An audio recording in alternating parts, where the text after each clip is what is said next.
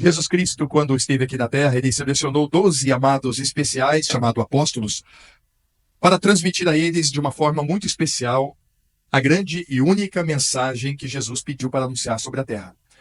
Na verdade, os ensinamentos de Jesus são muitos, mas ele pediu a todos aqueles que crescem nele que fosse pregado o Evangelho sobre toda a criatura. Ide por todo mundo, pregai o Evangelho a toda a criatura. Quem crer e for batizado, será salvo. Quem não crer, será condenado. Simples. O centro da mensagem do Evangelho. E é por isso que eles, diz ali para eles, quando estavam indo para Jerusalém, o que iria acontecer com ele. Ele resumiu ali o que é a essência da vinda de Jesus aqui a este mundo. Ele disse que levariam ele para a cruz, ele morreria, e ao terceiro dia, ressuscitaria. Essa é a maior história que há sobre a Terra, não há outra maior. A gente tem que agradecer muito a Deus, né, por ter concedido a nós a bênção de revelar essa obra da salvação. Jesus veio para salvar. E salvar de quê? Eu sempre gosto de trazer isto, porque são coisas primárias, são os princípios que nós precisamos ter muito claro. Por que Jesus veio ao mundo? Por que ele morreu uma morte tão horrenda naquela cruz? Por que nós estamos aqui depois de 2000 anos? E 2000 anos antes de Jesus vir já tinha amados e amadas falando dele. Ele sempre foi o centro de toda a história. Nós temos como um hábito acreditar que pecado é fazer coisa errada. Jogar comida fora, roubar, matar, ou fazer qualquer coisa que nos parece ruim. Parece que podemos chamar essas coisas de pecado. E está certo. Na maioria delas, sim. Mas isso é uma consequência apenas. O pecado é muito maior que isso. O pecado é algo que entrou dentro de Adão. Está lá escrito em Romanos 5,12, é um resumo do que aconteceu. É bom que a gente tenha, né, a clareza. Como por um homem entrou o pecado no mundo e pelo pecado a morte, assim também a morte passou a todos os homens. Por isso que todos pecaram. Adão tinha plena comunhão com o Senhor. Na viração do dia, Deus vinha todo dia falar com ele. Mas quando o pecado entra nele, ele morre para Deus.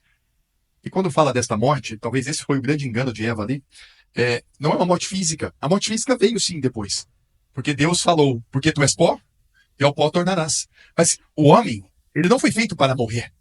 Ele foi feito para vida. Tanto é que lá no jardim, no centro do jardim, tinha a árvore da vida, para que o homem se alimentasse dela. E quando o pecado entra, e o homem fica separado de Deus, Deus inclusive coloca querubins ao redor da árvore da vida, para que o homem não pudesse mais tocá-la. No dia seguinte, João viu a Jesus que vinha para ele e disse, olha que poderoso isso. Eis o Cordeiro de Deus que tira o pecado do mundo. Isso é tremendo. O pecado entrou em Adão. E fez com que todo ser humano ficasse separado de Deus. Todo ser humano, eu confesso aos amados que estão aqui, eu não sabia disso, eu não sabia nada disso. Eu vivi 32 anos da minha vida sem saber dessas coisas. Mas todo ser humano nasce com uma natureza complicadíssima. E o Evangelho é uma coisa tão tremenda, radical, que o Evangelho é troca de natureza, é troca de coração, é troca de vida. É isso que Jesus veio fazer. Ele se entregou por mim, por você, para morrer naquela cruz. E essa história acredito que todos nós sabemos. Mas tem um grande detalhe, que eu não posso dizer que é detalhe. Tem uma grande diferença quando nós tomamos ciência do que aconteceu na cruz. E essa é a grandeza. Como é que Jesus tira o pecado? O pecado entrou. Como é que ele tira? Aliás, ele declarou uma coisa tão linda, né? Eu vim para que vocês tenham vida. Eu dou-lhes a vida eterna. Eu sou o caminho, a verdade, a vida. Porque o homem natural, aquele que ainda não nasceu de novo, ele não tem vida espiritual. A vida verdadeira está em Cristo naquele tempo. E ele ouviu falar sobre o novo nascimento. Quem não nascer de novo, não pode ver, não pode entrar no céu. E Nicodemos deve ter ficado realmente inquieto, porque ele era conhecedor da lei, e ele sempre teve como primazia o obedecer à lei como condição para entrar no céu. Não é pelo que eu faço ou pelo que eu deixo de fazer. Não é porque eu sou uma boa pessoa e procuro viver bem, honestamente, de forma correta, um bom pai, uma boa mãe, um bom filho, uma pessoa idônea, que isso me dá direito a entrar no céu. E nem tão pouco uma pessoa que seja mais depravada que está na tua mente que você já tenha conhecido. Um estuprador ou qualquer que seja a pior categoria que alguém possa ser colocado. Não é isso que vai levar ele à condenação. E aí é uma coisa que choca. Muitos destes, considerados escória, entrarão no céu. E muitos justos, honestos, não entrarão.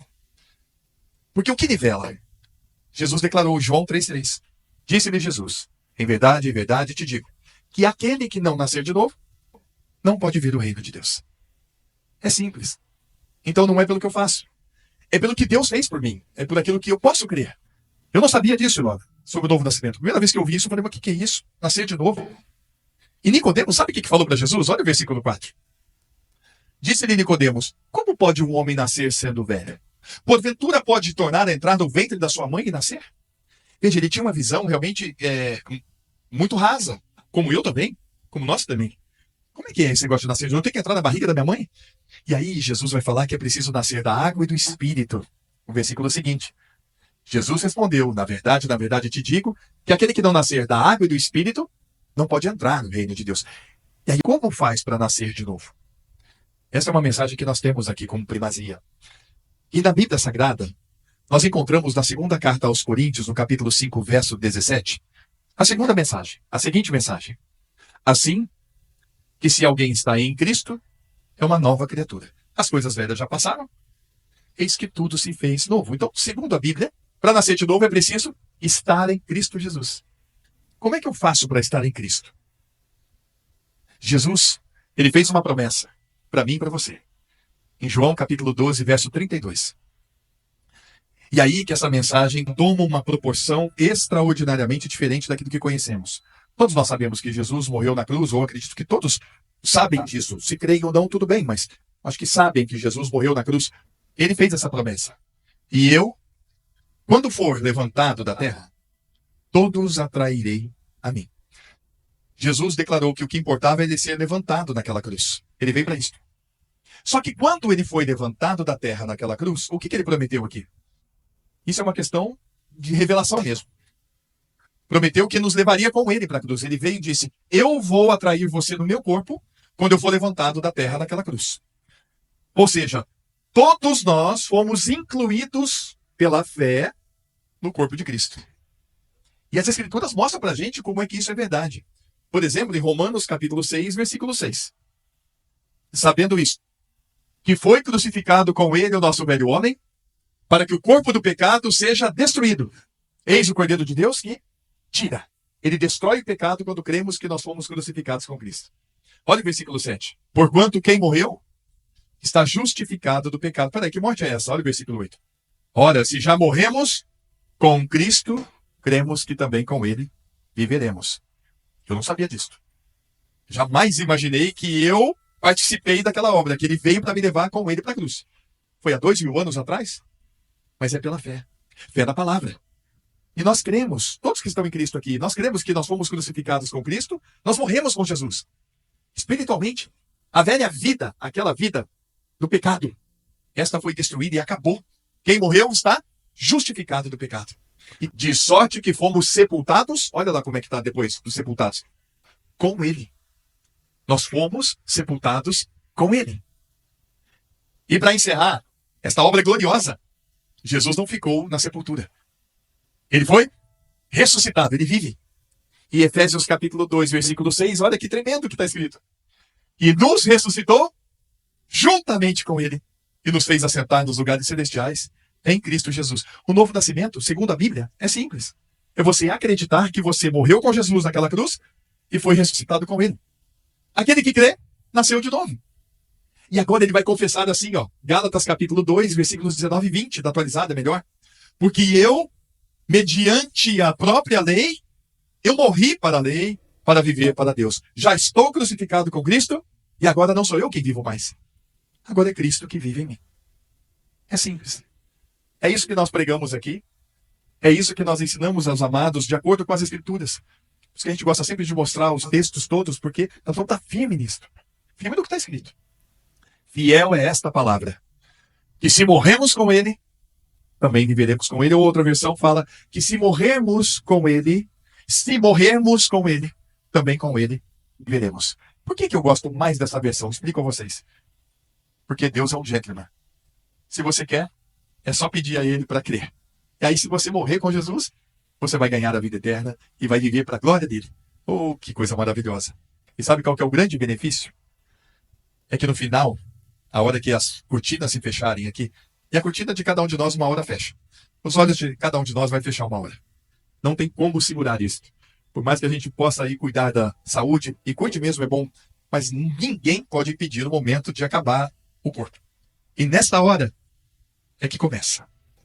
Jesus veio para depois, não veio para agora, gente. Jesus veio para depois. Ele nos dá a vida eterna aqui para que a hora que acabar isso aqui a gente possa estar com ele. Quem não nascer de novo não entra. Por isso que a gente insiste aqui em dizer isto. O novo nascimento é o assunto principal da tua vida e da minha. Sem isso, você pode ter uma vida extraordinária aqui. Desejo que você tenha mesmo uma vida extraordinária. Mas muito maior com Cristo vivendo em você. Porque aí você terá um fim maravilhoso. E ele virá. Soberano em poder, ele virá.